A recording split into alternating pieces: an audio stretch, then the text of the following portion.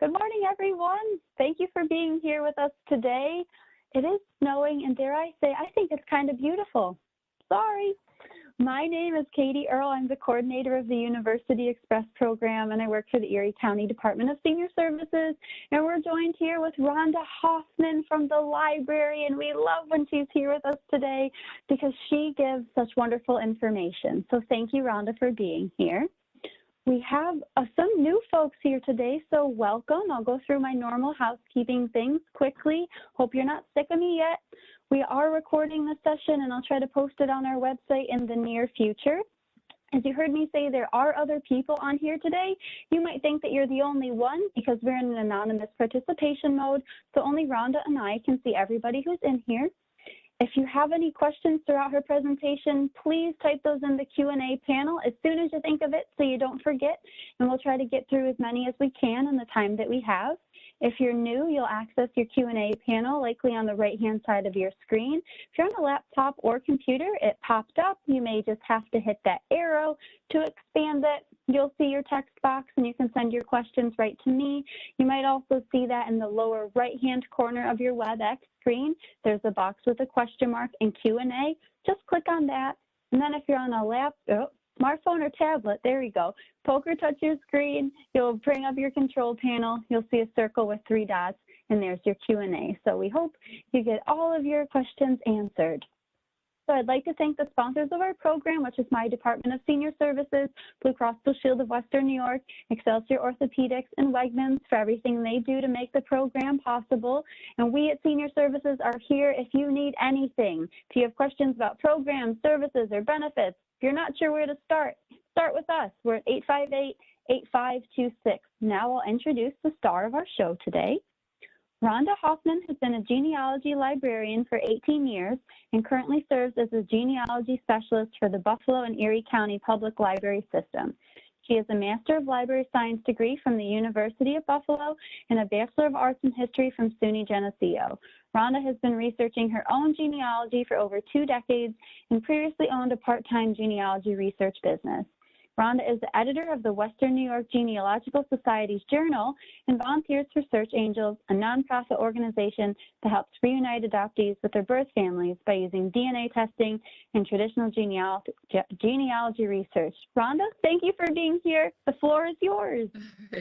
Thank you so much for having me. I'm glad to talk to everyone today. So our topic is getting started with Irish genealogy records. First, I'm going to give a little background information that you'll want to know before you start doing research to help you understand records and why they were kept in Ireland. First, a little history. This is going to be an extreme oversimplification of Irish history, just telling you some very basic things that I think are important to understand. So, King Henry VIII wanted his marriage to Catherine of Aragon so that he could marry Anne Boleyn, but the Catholic Church would not do so. Because of that, in 1534, he separated from the Catholic Church and established the Church of England. Henry declared himself King of Ireland in 1541. With the same beliefs as the Church of England, the Church of Ireland became the state church of Ireland in 1560 under Queen Elizabeth, who was the daughter of Henry VIII and Anne Boleyn. Historically, there have been 4 provinces in Ireland: Ulster, Munster, Leinster, and Connaught. Ulster was considered by the British to be the most independent of English rule. It was very rural and had an agricultural economy. In the early 1600s, England gained control of Ulster and settled it with lowland Scottish settlers too, mainly from northern England. That was called the Plantation of Ulster. The plantation was to help solve both the border wars that were happening in northern England between the English and the Scots, and also make Ulster more British. This was not without problems, and there was fighting at various times between the factions, and atrocities were committed. British soldiers also settled in Ulster, and many more Scots came to Northern Ireland in the late 1690s due to famine in Scotland. All of these settlers are those that are often referred to as Ulster Scots or Scotch Irish. In the mid-1600s, when England gained control of Ireland, to keep political power, many laws were made to suppress the Catholics and to some extent Protestants, which were people like Methodists or Presbyterians. And the goal of the laws was to keep these people poor so that they would have less political influence and they wouldn't have the resources to rebel against England. Here are some examples of some of the penal laws. And I think it's just important to know that these laws existed because it might explain why certain records were kept or why your ancestors may not have been in certain records. So Catholic clergy were banished. The Catholic Church couldn't keep parish registers. So that's one reason you won't find some early Catholic Church records. Catholics couldn't vote, they couldn't hold office, they couldn't hold certain jobs, they couldn't own a gun or ammunition, they couldn't own a horse worth more than 5 pounds, and marriages weren't considered legal. They couldn't buy land, they couldn't have a land lease of more than 31 years. Current landowners, Catholic landowners, had to split their estate equally between sons or their heirs if there were no sons. So before, one person in the family would own all this land and have more political influence, but if they split it up, they have less power. They would be fined for not attending the Church of Ireland. They would pay double tax if they didn't take an oath of allegiance to Great Britain. And these laws made a culture of snitching. Often the snitch would be paid by the offender. Whoever broke one of these laws, the snitch would be paid for that. Laws came and went,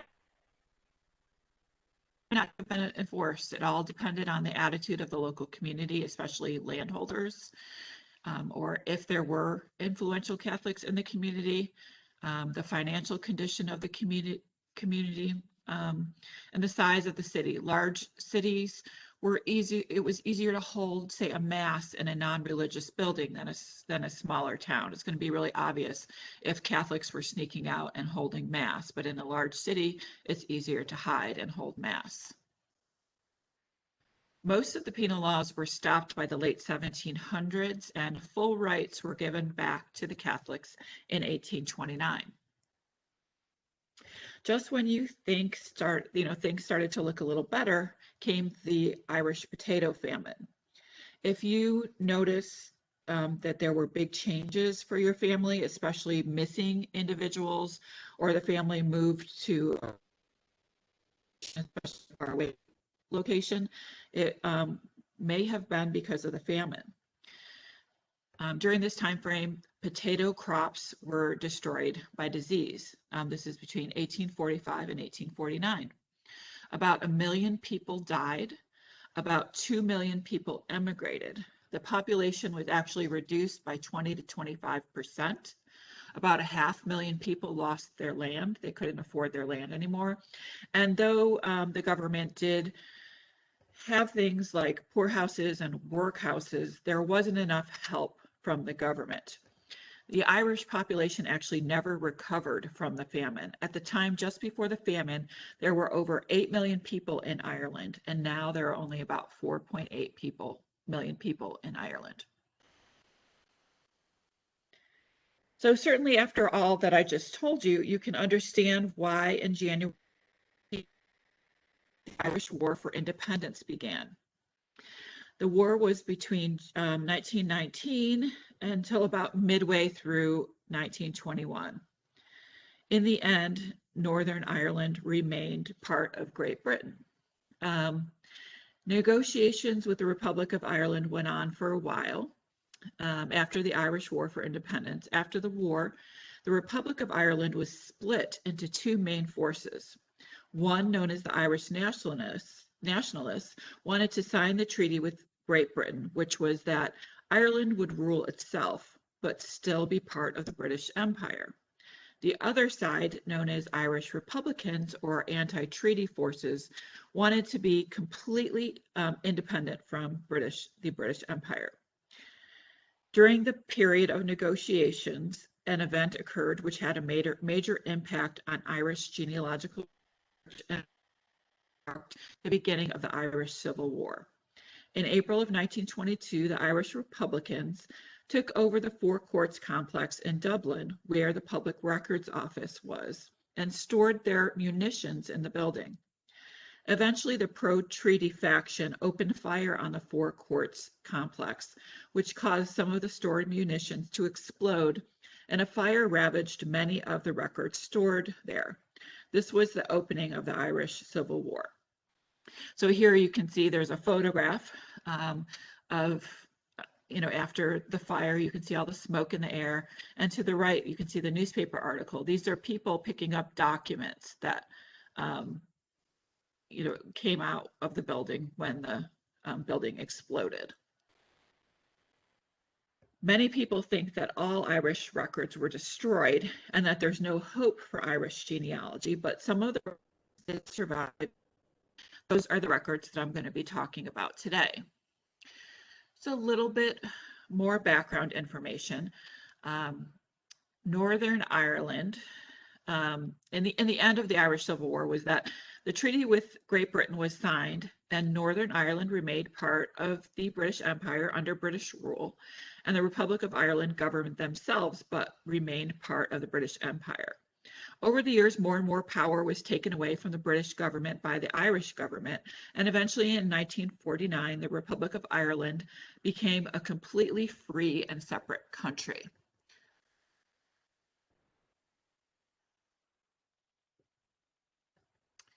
So when you're about to get started with your research, you do want to start, you don't want to just dive into Irish records. You do want to do thorough research in the US. And what is that you'll find a foreign place of birth. This, ideally you would have a townland, but if you at least have the county, that will be helpful. I'm going to talk a little bit about Irish jurisdiction levels. There are different records kept according to different jurisdiction levels, just like we do. So you want to know which level of government carries the records that you're looking for. So for us, there might be federal, state, county, or city town records. The same kind of thing is the case for Ireland. So the first level is counties. On the screen, you'll see some counties are more brownish, the others are green, the brown color. That's Northern Ireland. Ireland, just to give you a frame of reference, Ireland is about the size of Indiana, the state of. Then there are civil parishes. These started in the late 1500s and lasted until the late 1890s. So this is similar to American towns. And these often coincided with the Church of Ireland boundaries. There are Roman Catholic parishes. These are like U.S. Catholic diocese regions. They're often a bit bigger than civil parishes. Then there are poor law unions. These were established to support the poor tax. Essentially, these are just taxing districts. These are larger than civil and Catholic records, and each county had them. Most counties had 4 or 5, and they may overlap county boundaries. The smallest division is a townland. The average size of an Irish townland is about 325 acres, square miles. So on the screen, I have an area of the city of Buffalo boxed off. This is about the average size of a townland. So if you go from Michigan Avenue down to Church Street over to Elmwood Avenue and up to Goodall Street, that's about the size of an Irish townland. And the smallest townland is actually about a third the size of the Central Library building, if you've ever been here before. So it could be very tiny. These townlands could be very, very tiny. These date back to at least the 1100s. So I'm showing a map that shows townlands for the County Monaghan. The darker borders are thinner, smaller borders on the little smaller regions. Those are the townlands. That give county by county maps of all these different boundaries that I told you about, both religious and civil boundaries, is a book called A New Genealogical Atlas of Ireland by Brian Mitchell. And I don't want you to worry about writing down any books that I mention or any websites that I mention, because I am going to give you a handout. I'm going to give it to Katie to distribute to you through email. And so you'll get all of those different websites and books that I mentioned. So you're probably wondering what records did survive that fire. Civil vital records, so government, births, deaths, and marriages, did survive. About a half of the Church of Ireland records survived. Any non-Church of Ireland records did survive, so Catholic, Presbyterian, Methodist, all of those survived. Records, some did survive 1901 and 1911, and some census fragments for some other years survived. Land records, something called Griffith's valuation, which we'll talk about later, and there are some other records that survived as well. First, we'll talk about civil vital records. So these are considered complete, but about 15% didn't register, even though they were required, especially in the early years. Just like in the US, when you start a new law, sometimes people don't fully comply immediately. It takes a little time for them to start keeping the records that were required. Civil births started in 1864. People were supposed to register births within 1 month of the birth, or they would receive a fine. So if someone registered late, parents may have given an erroneous birth date to comply with the law to avoid. So you may actually find a baptismal record before the child was recorded as born in the civil records. So keep that in mind. Some of the birth dates might be false in civil birth records. Here's an example of how records were kept. So they were in register format. We zoom in, the location is given at the top. You'll see the registrar district and the county. This is County Galway. And then the data for each of the children is listed. One thing I do want you to note, I'm pointing out on the screen the signatures of the registrars who wrote the records. And they're clearly in the same handwriting, though they're two different individuals. So you should know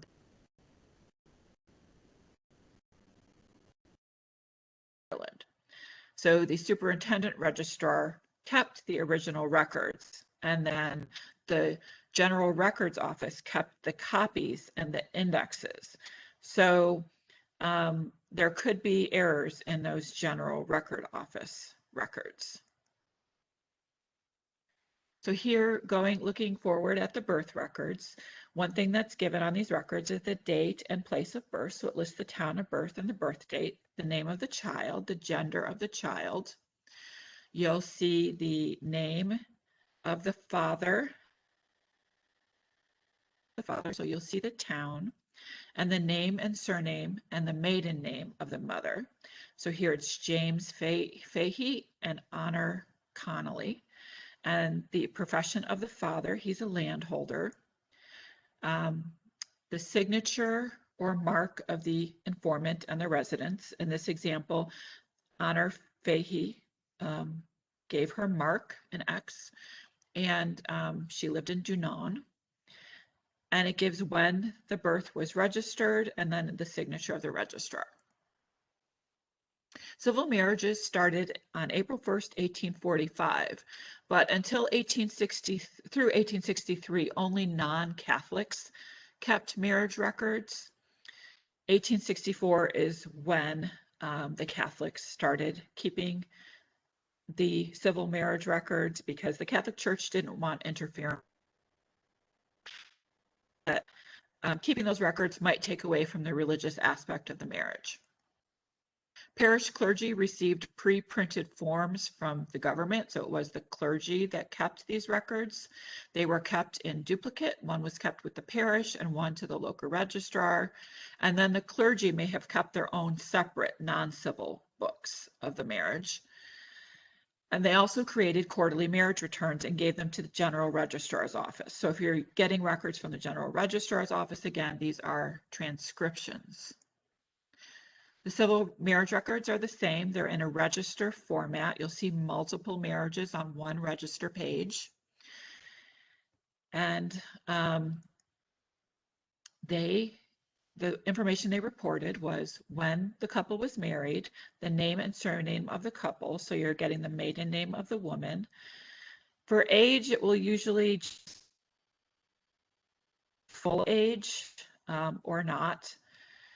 Their condition before the marriage, meaning their marital status. So are they a bachelor? Are they a widow? Their profession, the residence at the time of marriage. So the town. Here, this couple is from Tally. And then each of the bride and the groom's father's names are listed and the father's professions are listed. And then it also gives witnesses to the marriage, as well as the place of the marriage. So this says Thomas Hall.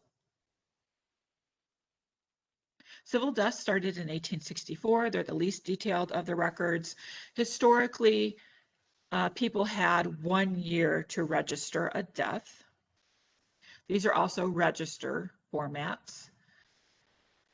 So you'll see the date and place of death, the name of the deceased, their status, the age at their last birthday. Here, this person is Thomas Toomey. He was married. He was 74 years old.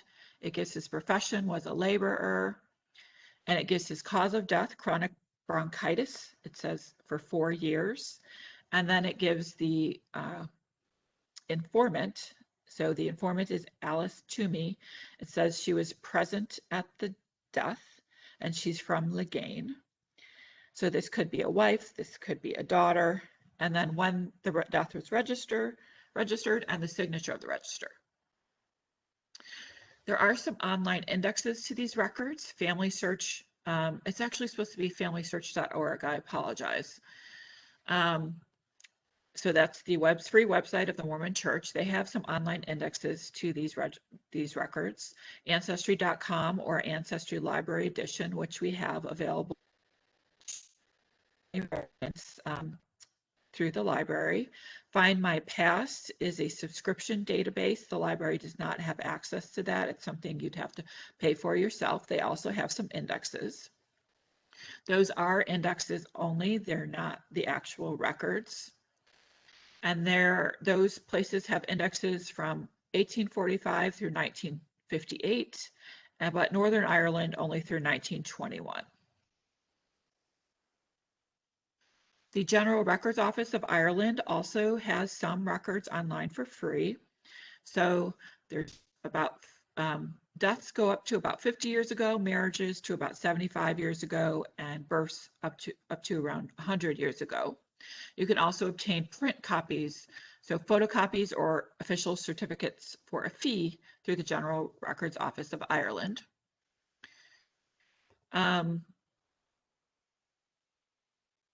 So Irish is a lot of these records. That's where you would visit. I'm showing a screen with irishgenealogy.ie where you can keyword search civil records. You can put in a year range. You can put in a name. You can select whether you're looking for birth, marriage, or death records. And then once you get your results, if you select the hit of interest, you'll get some details and there'll be a link that says image where you can see an actual image of the record, the birth, marriage, or death record. And it looks just like what I was showing you. And then if you wanted to order a photocopy or an official certificate from the General Records Office, there's a link near the bottom of the page that you could click and order. There's also an advanced search option where it says more search options. And this might be helpful because maybe you don't know all of the children that a couple had. Maybe you know your direct line ancestor, but you're wondering if your ancestor has siblings. So what you can do is you could put in the father's surname and the mother's maiden name, and then search for other people who had those parents' names.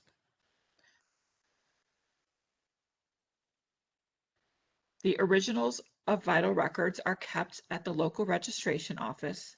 Transcriptions were sent to Dublin. And the records that I just discussed are from the Dublin transcriptions, so there could be transcription errors in those records. There's the General Records Office of Northern Ireland. They have a website that has births until around 100 years ago, marriages around 75 years ago, and deaths until about 50 years ago. These are from local registrars, not the central registry. So these are the original records, not the transcribed records. But to access the information, to access the records, you have to pay a fee. You can search the website for free, only in 5-year increments. So say you could put in someone's name and you can put in a range from 1850 to 1854 and then see what hits you get. You won't actually see names. What you'll see is what type of records were found. So in this example, it says some marriage records were found. 7 different marriage records were found matching the criteria that you put in. You can register for a free account. If you do that, you can put in a little more data. So for example, you have a marriage if you knew the date of a marriage, or you can put in alternate versions of surnames too. To get access to the records that come up as your hits, you'd have to buy what they call credits. And that's how you could see the records. There's also a website called rootsireland.ie. This is the website of the Irish Family History Foundation, which is the coordinating body of a network of county genealogical centers and family history societies across Ireland. Their website is a subscription site, but they do have a lot of transcribed records like civil vital records, church records of all denominations, census records, census substitutes, gravestone transcriptions, and others. Our website to see what they have before paying for a subscription. So you can look at their website, click on a county, and then look at their online sources. And then you can see a list of everything that they have. So it'll help tell you whether or not you want to buy a subscription. So it's important to note that these are transcribed vital records from the local registrars, not those transcriptions that went to the General Records Office. You can do a free search for a 5-year increment. So you can put in a name and a year, and then it'll tell you how many hits you got for the different types of records. So how many baptismal records, how many marriage records, how many death records. You can search a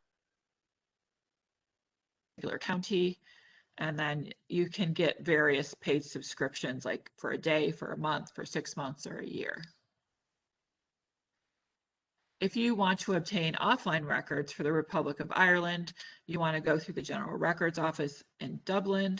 They do have Republic of Ireland records for all time period and Northern Ireland records through 1921.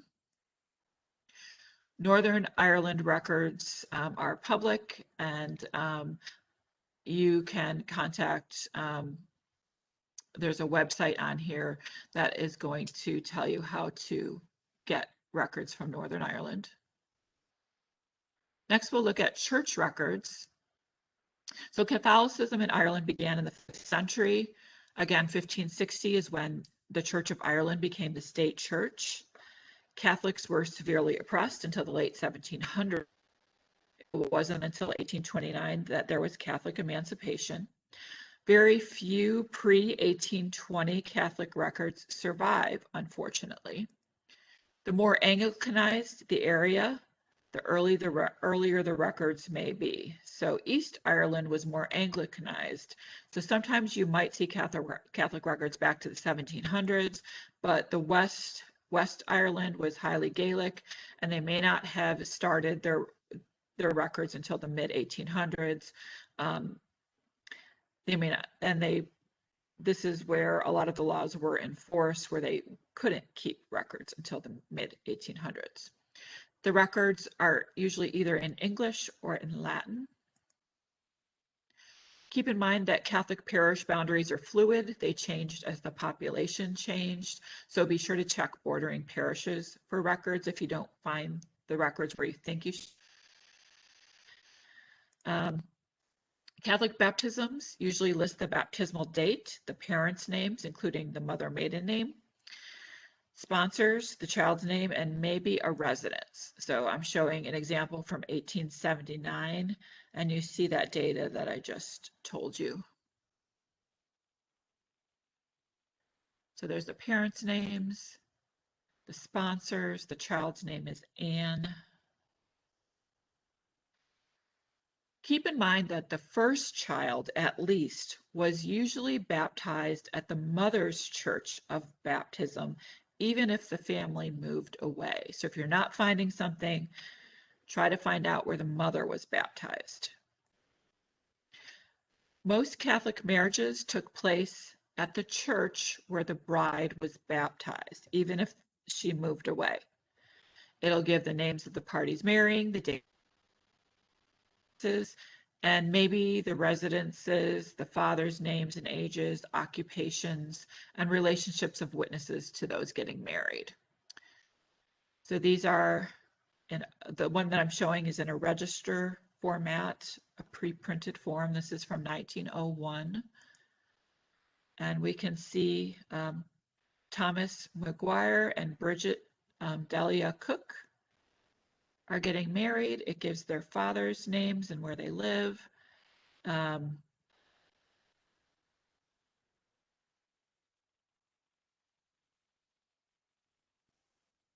Catholic burials.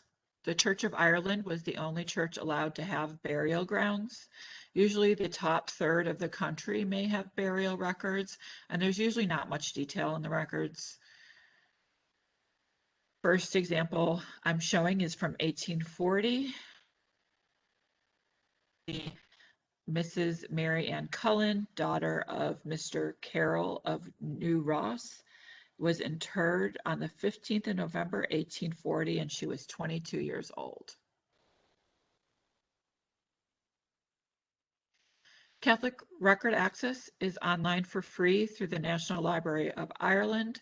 Most of these records go up to 1880, some go up into the early 1900s. There are only the baptisms and marriages are online. All but about 56 parishes out of over 1,200 parishes have been put online. And the reason why some of those parishes weren't put online are because some of these parishes were formed after 1880. So I'm showing the website that I just told you. What you can do is you click on a county that you want to see the. You click on a particular parish. And then you'll be taken to a page where you can click on baptisms or marriages and a time frame. And then the images will pop up. These aren't keyword searchable. You have to browse them. What I like is this site lets you go directly to a particular record type and year and even a month. So even though you have to browse them, you can choose, say, marriages, you could choose the year, 1860 I have here, and the month, February, and it'll pop you right to that section in the records. There are some indexes with links to the online records that I just talked about through Find My Past, Ancestry.com, Ancestry. So you can keyword search in those databases and it'll link you to those records that I just talked about where you can view them. Family Search has about 40% of Catholic records through their website, so you could search for those in Family Search. So if you search for an area in Family Search and then you just click on the link of interest, and you'll see the types of records that you can look at, and you would click on the little camera under Film Digital Notes, and then you'll be able to view the records.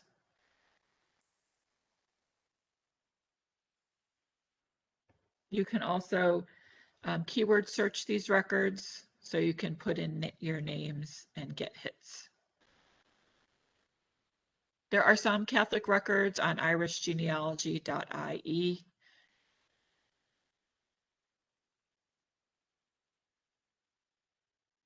Some of the Catholic records, this is the one that is a subscription website. It has almost all of Ireland, about 85% of the records. These are transcriptions, not the original, not the actual images of the records. Most of these go to 1900 or beyond.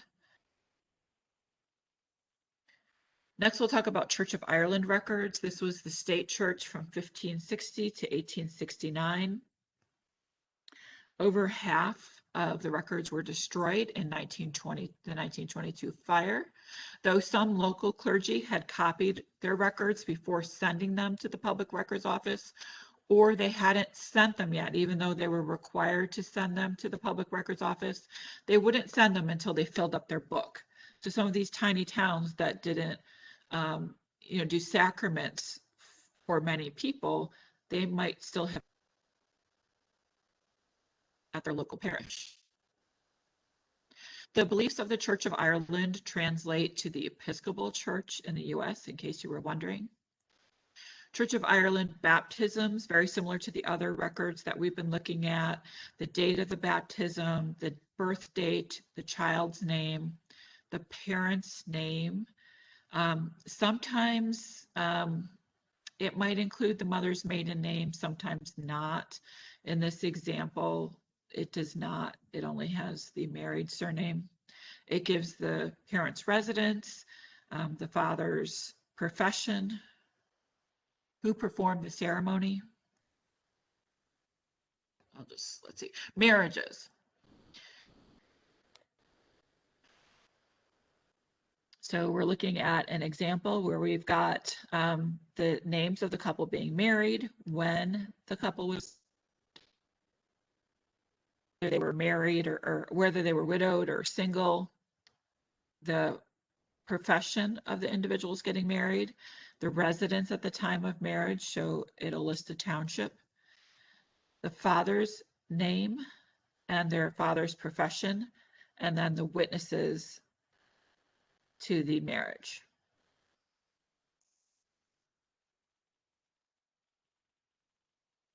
Church of Ireland burials are usually pretty brief. The first one I'm showing is from 1747. We see Elizabeth, daughter of John and Alice Betson, died on the 27th of January. This is a more recent one from 1915, and this one has even less information. So we see a William Walsh of Wicklow. It gives when he was buried and his age.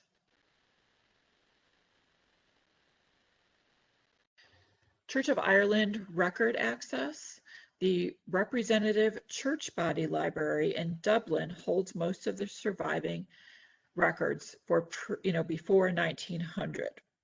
There's a website that I'm listing, which is a link that gives a great inventory of all of the records held.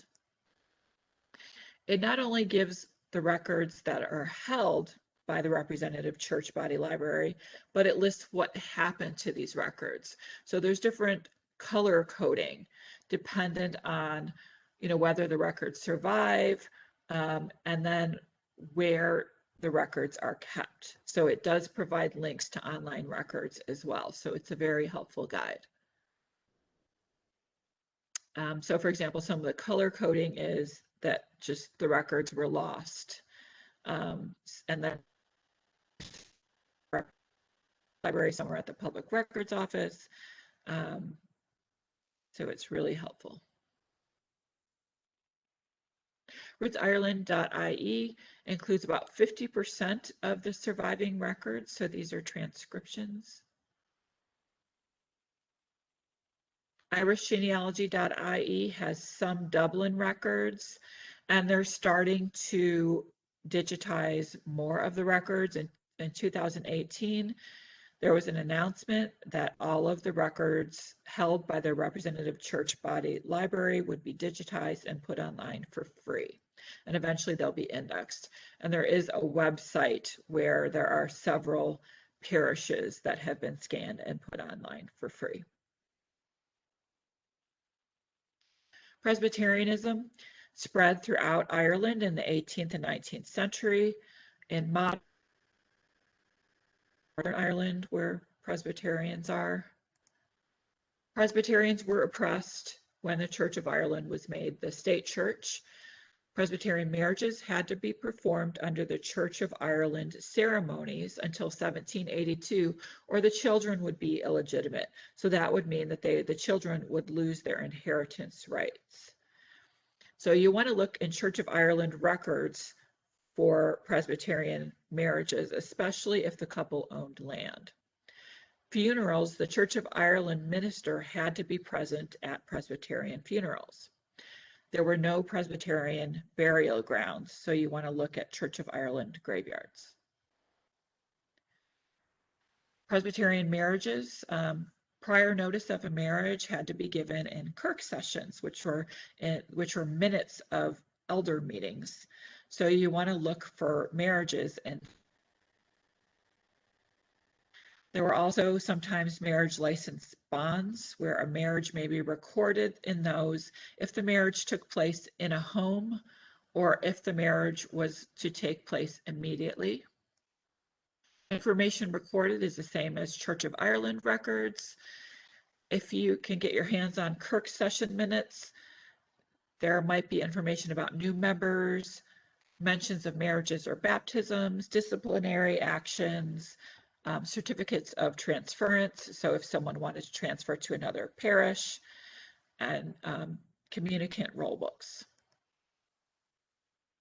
Roots Ireland has Ulster and a few other provinces for Presbyterian records. The Public Records Office of Northern Ireland has most records on microfilm, and then there's a Presbyterian Historical Society. Some are still held locally with the local churches. There's a great book that I'm giving you a link to, The History of Congregations of the Presbyterian Church in Ireland. So it'll tell you about all the different congregations that existed for a certain time period. Other religious denominations, Methodists, they usually had dual membership with the Church of Ireland until the 1820s. The Public Records Office of Northern Ireland has many microfilmed records, and then you can look at local churches for records as well. If your ancestor was a Quaker, records were started to be kept around the mid-1600s. Find My Past, the subscription website, has many Irish Quaker records. There are some on microfilm at the National Library of Ireland. And if you have Jewish ancestry, there's a good website, irishjewishRoots.com, that you. Other denomination access, rootsireland.ie has some transcriptions online for some of these denominations that I talked about. In person, the Public Records Office of Northern Ireland has some records. There's a guide from that office, and it gives a nice inventory of what is held for all of those different denominations that I talked about.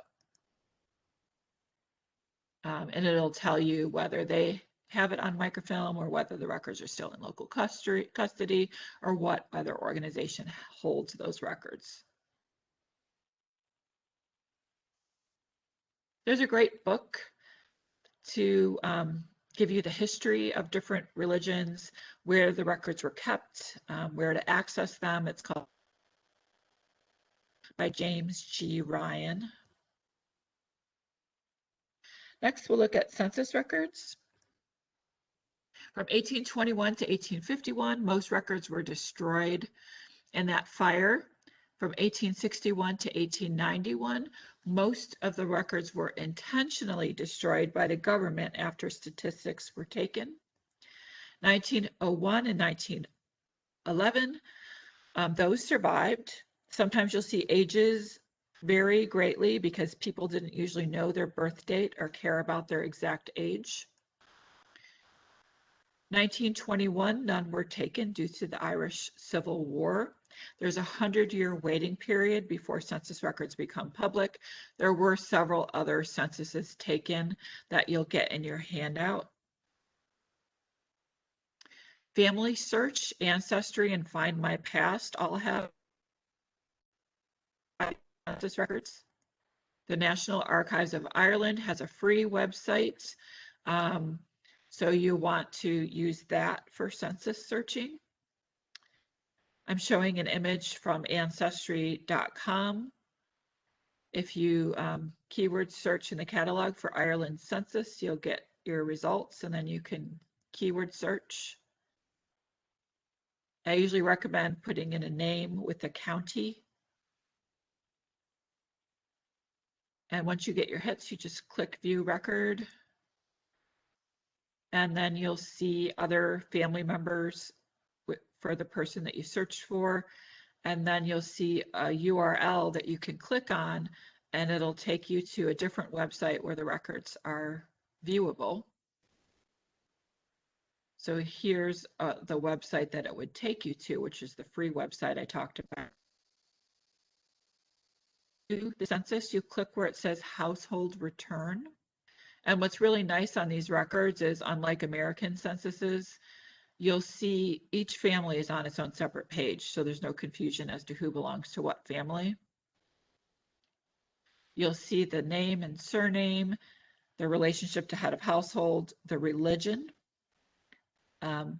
education, meaning can they read or write, their age, the gender, the profession, marital status, where the person was born. So it will list an Irish county that the person was born, and what language the person speaks, whether it's Irish, Gaelic, or English, or both. And it will tell you there is a second form, and it'll tell you at the top about what number on the secondary form. That is the house and building return form, which can be interesting. So you'll see information about their home. So it'll tell whether it's a private dwelling. It says how many out offices. That just means like sheds and barns and that kind of thing. Is the house inhabited? And it gives particulars about what the walls are made of, and the roofing, and how many rooms are in the house. So like for one of these, you see one room, one you see 5 rooms. How many windows are on the front of the house? The class of the house. So, taking into consideration things like building materials and size and that kind of thing. And then you'll see the name of the head of the number of rooms occupied by the family in the house, the total number of people in the family, and then the name of the landholder. There's also a census for those out offices, so the sheds and barns and that kind of thing. So you'll see how many stables and cow houses and dairy and fowl houses and workshops and sheds there are. The 1911 census is essentially the same, except for women. It asks the number of years married, the number of children born alive, and the number of children still living.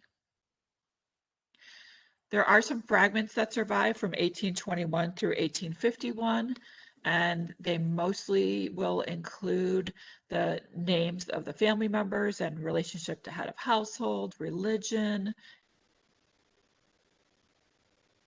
where they were born, and then some of the years list the number of years marriage, who died since the previous census, the year they died, and the cause of death. And then some of the years list who is absent from the family and where are they now residing. So wouldn't that be great information to find out?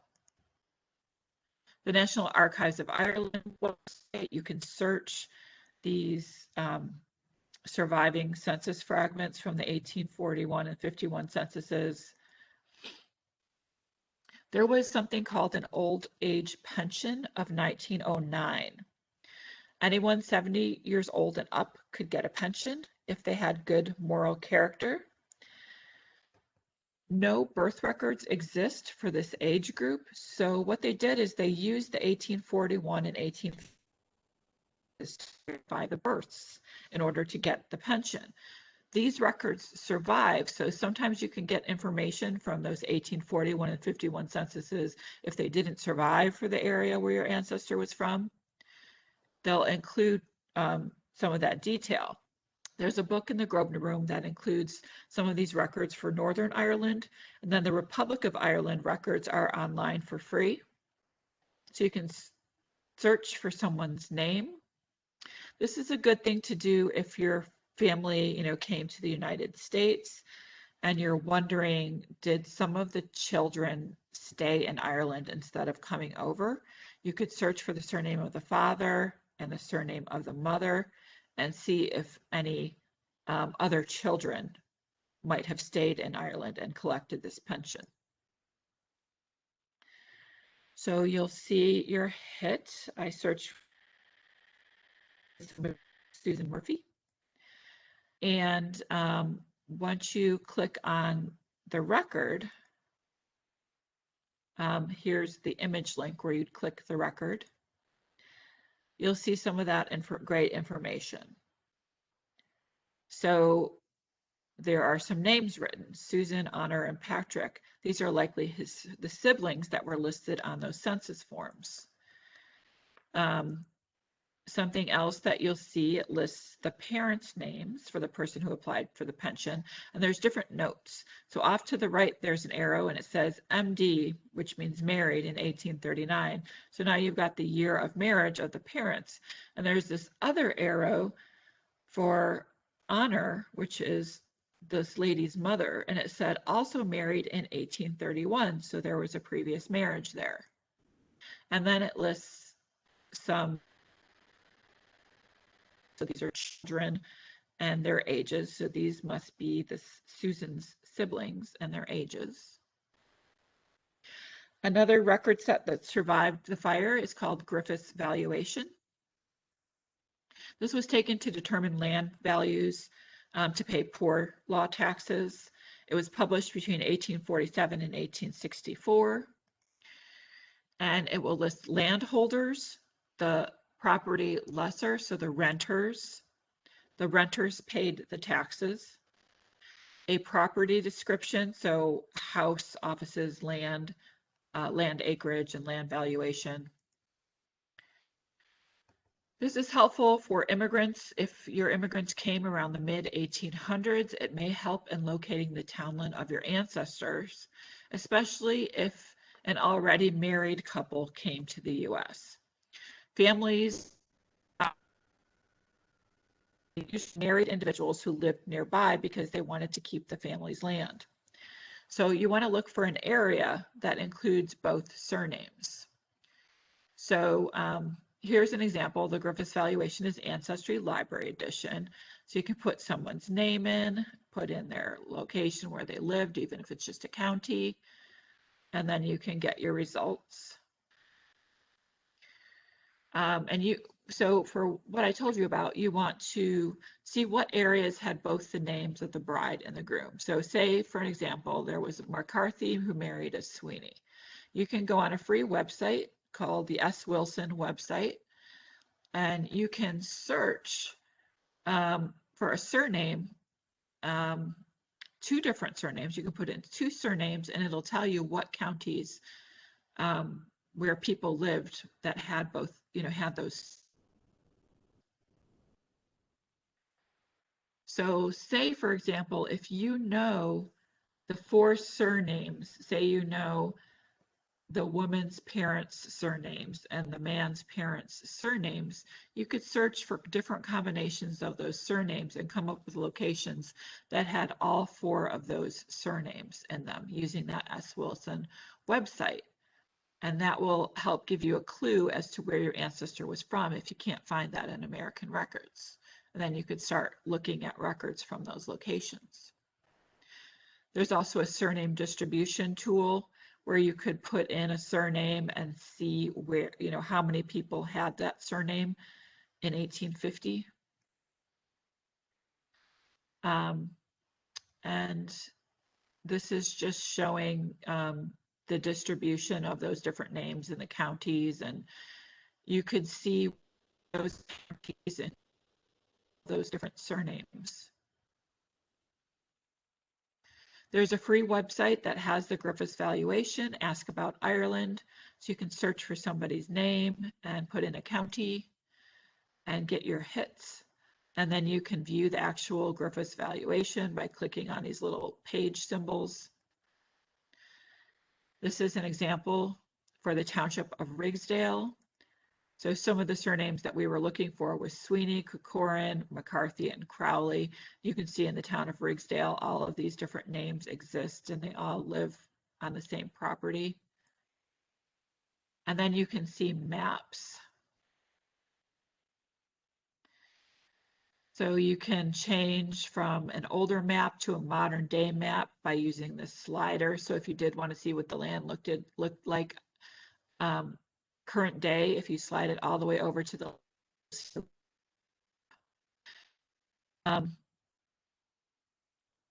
so this shows where those different properties for those different names I listed were. In the town of Rigsdale, you can see these letters A, B, C, D. Those were listed by the names on the Griffiths valuation. And so I mapped out where the Crowleys and McCarthys were located. You can see they were near each other. And then there's another McCarthy down towards the bottom of the property, but we didn't have any Corcorans.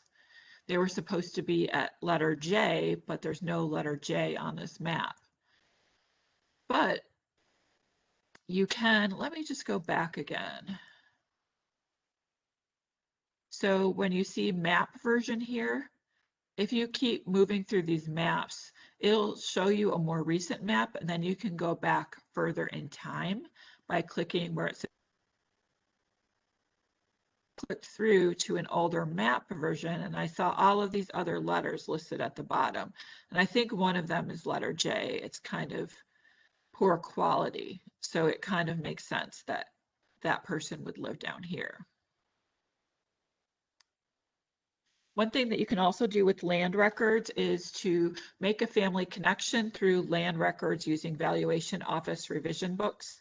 The Republic of Ireland books go at least to the 1970s, sometimes 1980s. Those are not online, but if you have Northern Ireland people, the revision books are online from 1864 through 1933. So what you would be looking for is you take your information you learned from the Griffiths valuation, and then you go into that particular parish, and you can find perhaps the old name that you were looking for. Robert Mine, and his name is crossed off and Martha is written over. So that could be his widow, or that could be one of his children taking over that land. So usually this would indicate a death. These books were revised over time, and if you look in the beginning of the book at the index, each year a different color ink was used. So you can tell exactly when something happened. So like here, red was used in 1863, then blue was used in 1864, and then black was used later.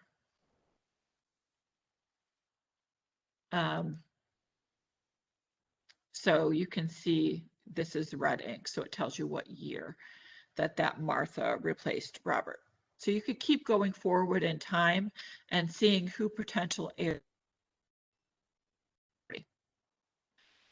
Other types of records, there are freeholder records. Freeholders were men who either owned their land, had a lease for the duration of their life, or held a lease of lives.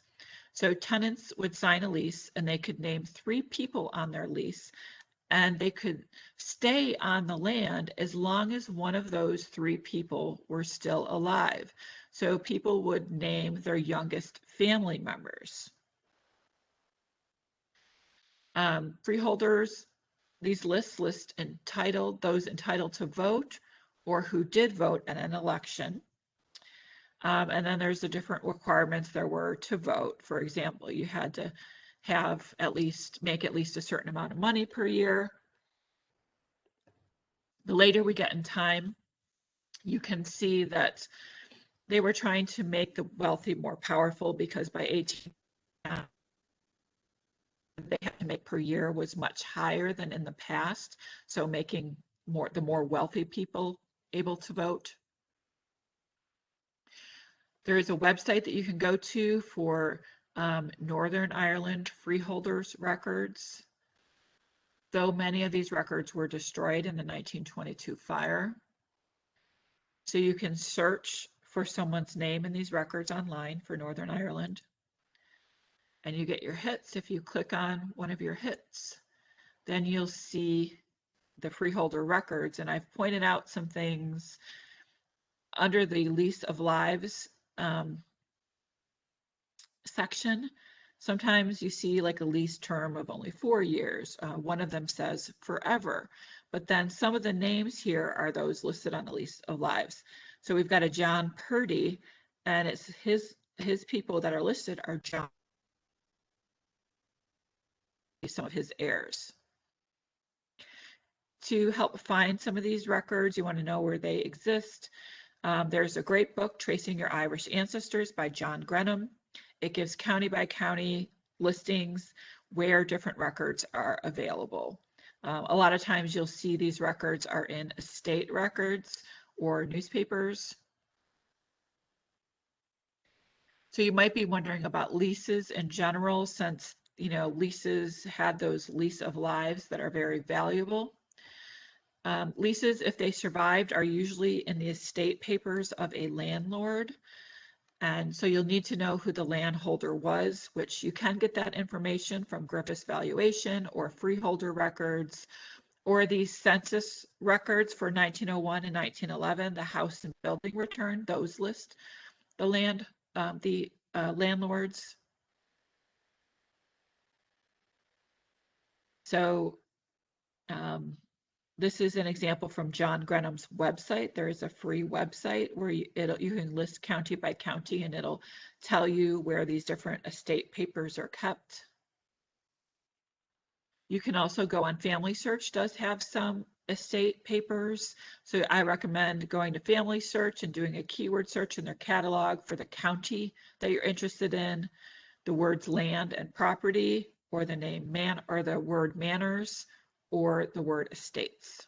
And you might come up with some hits like I did. And you can see in some of the hits, there's a lease book that I underlined, a couple of lease books in those papers. And here's a couple of examples. So this Robert Greer, it says he has a lease of 1 life, or 20.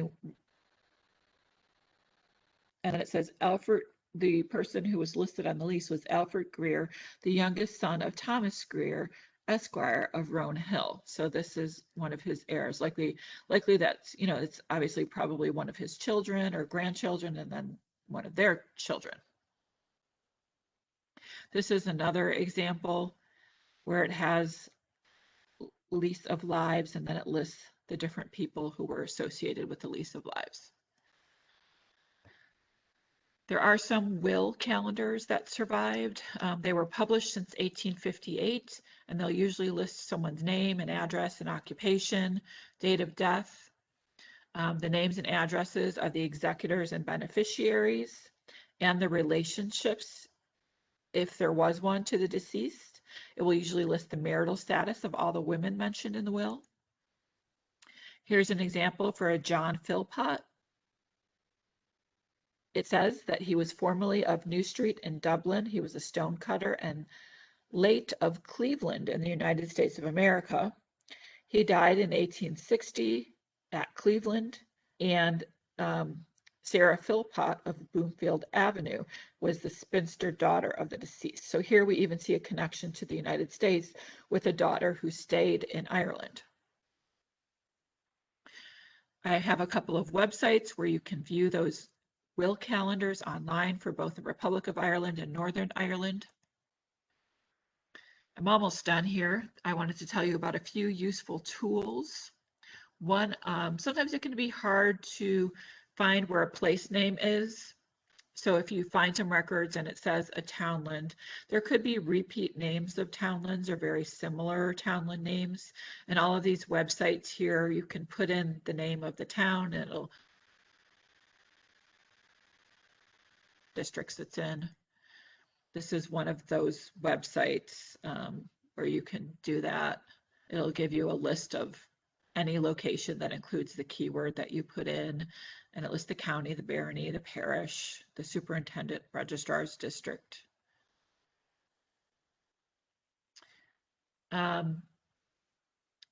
Sometimes, there's a lot of different nicknames for names that you might not be able to predict.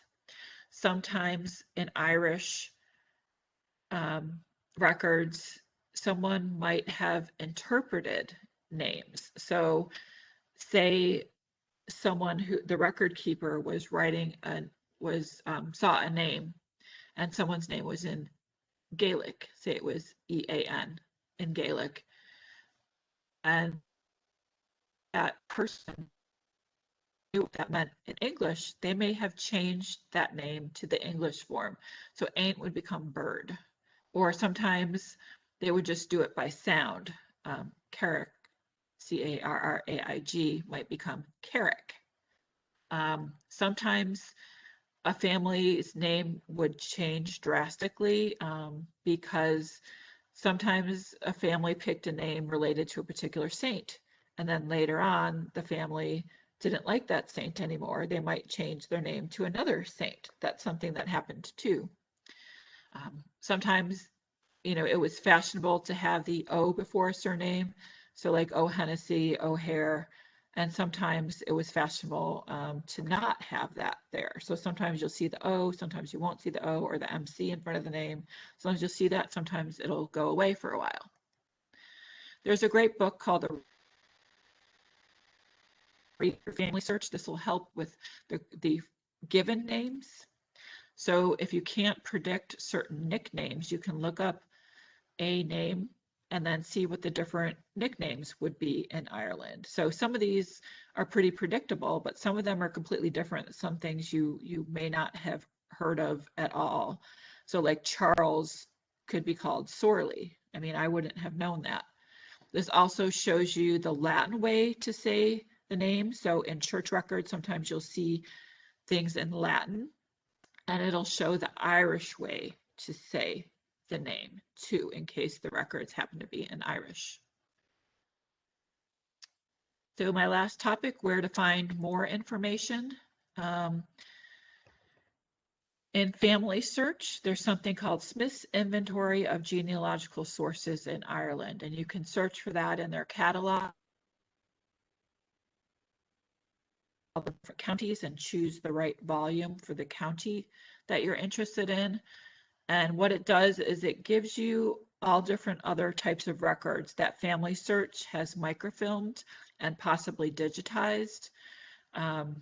So you'll see it, you look for a certain category. So This one is census returns pre-1841, and it lists some religious census that were taken in the 1700s.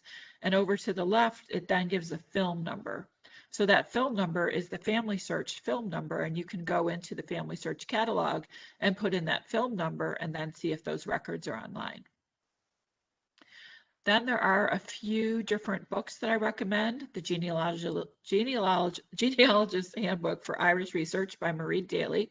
This is really good for American Irish research,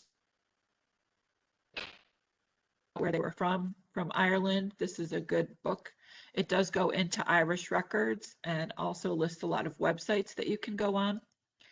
I mentioned this before, Tracing Your Irish Ancestors by John Grenham. This is great because it goes county by county and lists the different types of records available. We have a guide. The Grosvenor Room created an Irish record guide to what we have. So I recommend having a look at that. There is a Buffalo Irish Genealogical Society. They have a website, so they're good people to go talk to about your genealogy. And we do have a publication that has a lot of how-to articles, the Irish Genealogical Society International, that you could read in the Grosvenor Room if you wanted to. And that is everything that I have. Rhonda, thank you. I'm always so amazed at the amount of knowledge you have regarding these topics, genuinely. Thank you. Okay, so we have a couple questions here. Is it okay if we get started? Yep. All right, so this one goes back to the beginning when we were talking about the 1922 fire, and I think this person's just looking for some clarification. So she has Irish nationalists and Irish. So there were the two different groups. Let me get out my piece of paper because I don't want to mess that up. I always get a little mixed up with that too. So the one group, this was at the end of that, the War of Independence. There was one faction that they were the Irish nationalists, and they wanted to sign the treaty with Great Britain, which would be that Ireland would rule itself, but still be part of the British Empire. And then Irish Republicans or the anti-treaty forces, they wanted to be completely independent of the British Empire. So that was where the Civil War came in. Those two different factions were fighting against each other.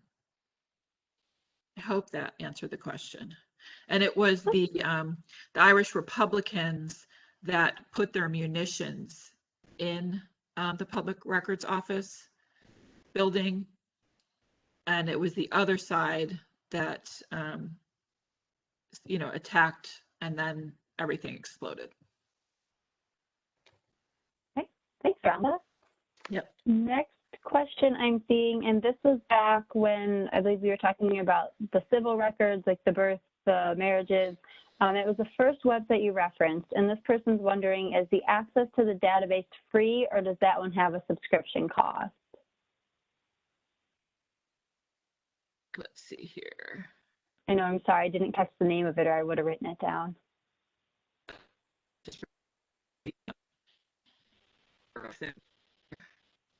So Civil Vital Records.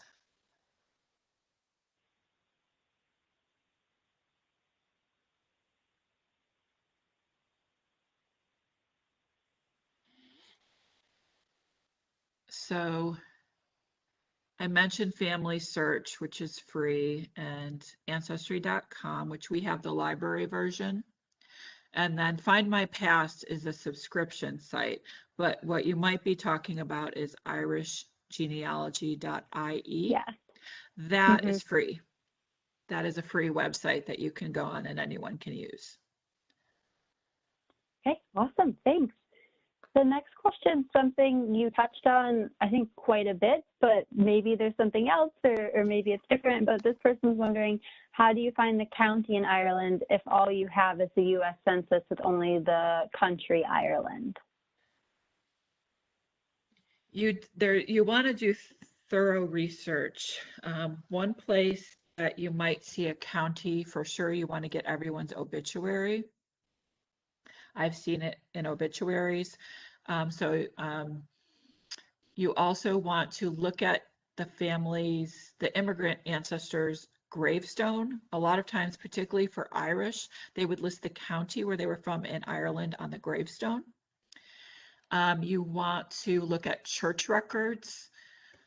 A lot of times, if someone did come over and get married here, there might be a location of Ireland where they were from in the marriage or the baptismal record. Children, it may list where they were from in Ireland. Depending on the time frame when they came over, passenger lists. In the 1890s is when the more detailed passenger lists came out. So if they came over later, passenger lists are great to look at. Naturalization records are great to look at, especially 1906 and later. Those are usually very detailed, but some of the earlier ones can list a county where someone is from too. I'm going to send a link to Katie with the handout to a different guide that we have, which is called Where is My Immigrant Ancestor From? And that'll give a lot of tips too. Okay, thanks, Rhonda. That sounds great. Next thing I'm seeing is, this seems overwhelming. By any chance, do you offer a service to perform the research? If so, how would I contact you? And is it possible to get a ballpark cost? I don't do research for people. One service the library is offering, and this isn't where I would do research for you, but we're offering something called Book a Genealogist while the library is closed due to COVID. I can send this information to Katie too. You can book a one-on-one appointment with me. So what I would ask is that you provide me with details about your family, and then I could tell you different places I think you should look. So it would be a consultation on advice for doing research. So that's something that's free through the library if you wanted to do that. Otherwise, the library does have a list of different people who do research in the area that you could perhaps contact, or if you will have my email address on it too. There is a professional genealogy association that has a lot of members, and it tells their specialties. So that's something else that you could do too, is hire someone from there. Great, thanks, Rhonda. Next thing, this person is wondering, does the library have genealogical records for other nationalities, such as Germans? We do have guides for various ethnic groups. So we do have a German guide, a Polish guide, Italian guide, Native American guides, and Canadian guides. So that is something that's on our website. Most of the actual German from Germany records is going to be online, but we do have some local histories about the German community and things like local German church records that might be helpful. On the Grosvenor Room's website, there's a link to guides and publications, and that's where you can see all of our different guides. I don't know if I can show it. I might be able to show it. Yeah. Let me see here. So I would stop sharing. Mm-hmm. And just so you know, if you're about to share your screen, we're going to see everything that's up. So if you have email or anything, it's just okay. little thing I'm telling you. Okay. So let me then share.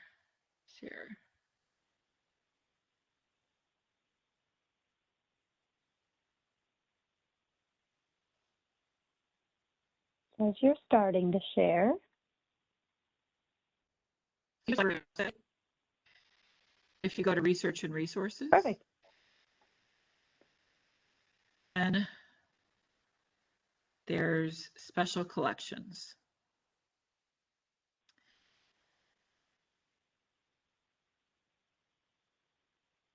Publications. there's there's an ethnic and immigrant genealogy category. And you can see all those different ethnic groups in the guides that we have. We have on a passenger list. There's that where is my immigrant ancestor from?